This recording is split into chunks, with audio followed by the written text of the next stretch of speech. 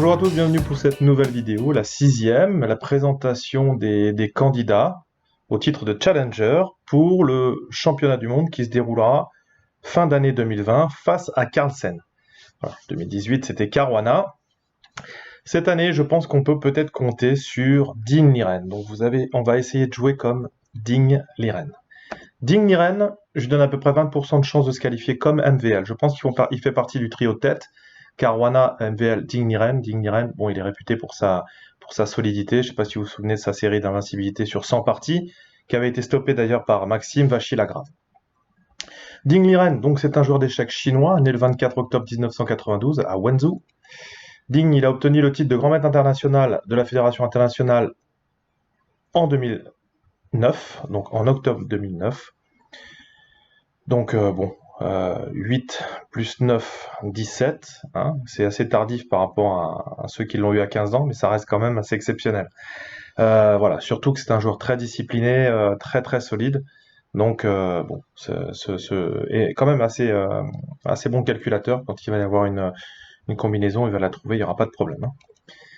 D'août, donc 2017 à novembre 2018, tournoi d'échecs de Shenzhen. Ding Liren fut invaincu pendant une série de 100 parties classiques, 29 victoires et 71 nuls. Donc ça vous donne un petit peu la solidité du Gugus. Qualification pour le tournoi des candidats, il est finaliste de la Coupe du Monde d'échecs 2019. Son meilleur classement est l'eau, 2816 points, obtenus en 2018. Voilà, donc voilà, c'est aussi un joueur qui est au top de sa forme. Donc il faudra compter sur Ding Liren, ça c'est sûr. Donc maintenant, ce qu'on va essayer de faire, c'est on va essayer de jouer comme Ding Liren. Allez, nous voici sur l'échiquier, une partie qui s'est déroulée en 2013 entre Movsevian Sergei, 2700, et Ding Liren, qui était 2711 à l'époque. Donc Ding Liren avait les noirs.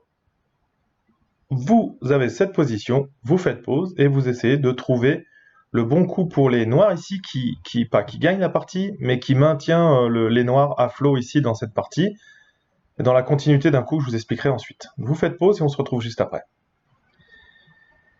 Donc ici dans cette partie, voilà, donc on a sûrement une préparation de la part de Ding Liren sur une variante qui avait été jouée plusieurs fois à cette époque, sur une variante de l'anglaise. Toujours est-il qu'ici, on a Ding Liren qui sacrifie un pion, le pion B5. Qu'est-ce qu'on voit quand même dans le camp des blancs? C'est la tour ici qui ne joue pas pour l'instant, donc un petit temps. Donc Ding Liren, pour s'activer, B5, c'est un coup qui est assez thématique. En plus, ça permet aussi de jouer dans ce genre de structure, un peu de Benoni, pas Benoni, parce que le pion est en C4 au lieu de D4, mais dans le genre de position, on essaye de jouer B5. Donc là, il le fait.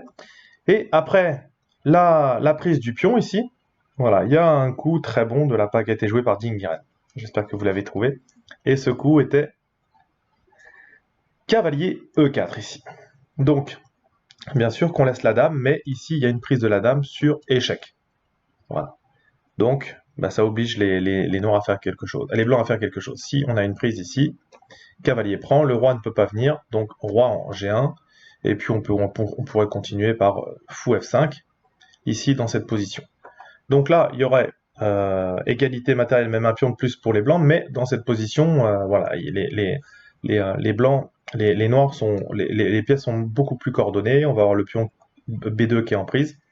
Donc voilà, ici même cavalier, ils reprennent pas de suite. Tour F5, ça maintient, mais c'est cavalier C4. Donc, quelle est l'idée de cavalier C4? Donc le fou forcément. Est-ce qu'il a plus de cases pour revenir? Si. Sur fou G8, tour D8. Ouais, bien entendu, je suis bête. Il y a deux pièces en prise, donc il ne pourra pas sauver les deux. Donc il vient récupérer le pion. Donc le pion c'est fou H4. Tour F5 ici, on est revenu à l'égalité matérielle, et puis léger avantage pour les noirs, surtout sur la coordination de leurs pièces. Donc très intéressant comme coup de la part de Ding Liren. Donc c'est pour vous montrer la profondeur. Ici, Movsevian n'est pas en rentrée dans cette suite, mais a joué plutôt fou E4. Et ici, l'idée c'est que, eh bien maintenant, on peut prendre sur G5. On va voir la continuité de la partie ici. Donc voilà, c'était juste une idée de sacrifice du pion en B5 pour activer les pièces et avoir une attaque sur le roi blanc. F4 dans cette position jouée par Movsevian. Tour G3. Dame F2 attaquant la tour. Dame H4, on défend. Et on vient également jouer sur B2, etc. Tour D1. Fou H6. Donc on vient attaquer une deuxième fois sur le pion F4. Cavalier C3, on ramène les troupes pour un peu défendre, mais on voit que la tour en A1, en H1, elle n'est pas terrible. Ici, on récupère un pion. Même on récupère le pion qu'on avait donné en B5, on le récupère maintenant. Cavalier E2, on a toujours l'attaque. Ici, vous pouvez faire pause et essayer de trouver le bon coup dans cette position encore. Alors fou E5 était intéressant dans cette position. Mais parce que fou E5, cavalier H3, et ensuite on vient reprendre. Voilà, les noirs gardent un léger avantage parce qu'ils ont la paire de fous et on a toujours la tour en H1 qui est pas terrible. Mais le coup qui aurait pu être joué, non, qui a été joué par Ding Liren, pardon, c'est pas fou E5, mais il a joué fou G4. Donc on voit encore le fait que la tour ne soit pas défendue et un petit peu enfermée dans un cas sur H1. Donc Mauvezian défend quand même très bien.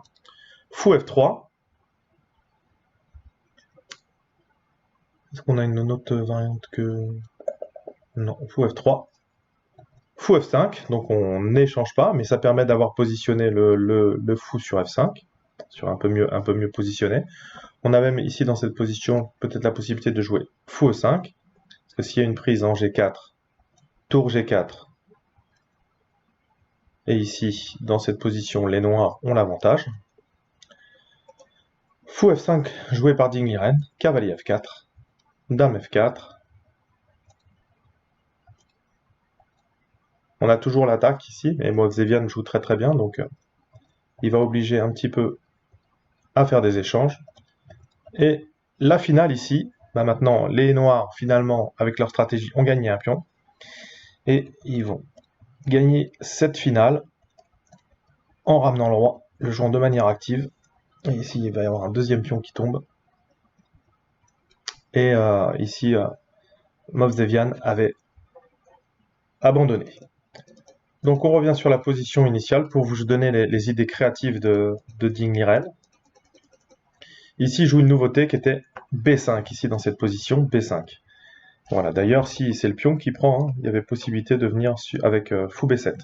Et ça a activé, ça vient sur cette case, donc voilà, c'était l'idée du coup B5 qui est thématique dans cette position. Donc à la fois, on va dire, tactique, mais à la fois aussi stratégique. Ça permet aussi aux noirs de libérer leur position. Cavalier B5, ici, le coup, avec l'attaque de la dame qui serait prise sur échec. Voilà, donc la variante ici serait à l'avantage des noirs, parce qu'on a vu ici, un cavalier peut se permettre de prendre le pion parce que les deux pièces sont attaquées. Voilà. Donc ici, avantage noir dans cette position. Avec la tour en H1 qui est toujours très mal positionnée. Donc sacrifice, un coup très intéressant de la part de Ding Liren pour vous montrer également quand même sa créativité, sa solidité, hein, voilà, il est également très fort en finale. Donc voilà, je pense qu'il faudra compter sur Ding Liren, il sera pas loin du podium et pas loin de la tête, ça c'est, vous pouvez me faire confiance. Voilà, donc les deux prochaines vidéos, on aura Caruana et puis MVL.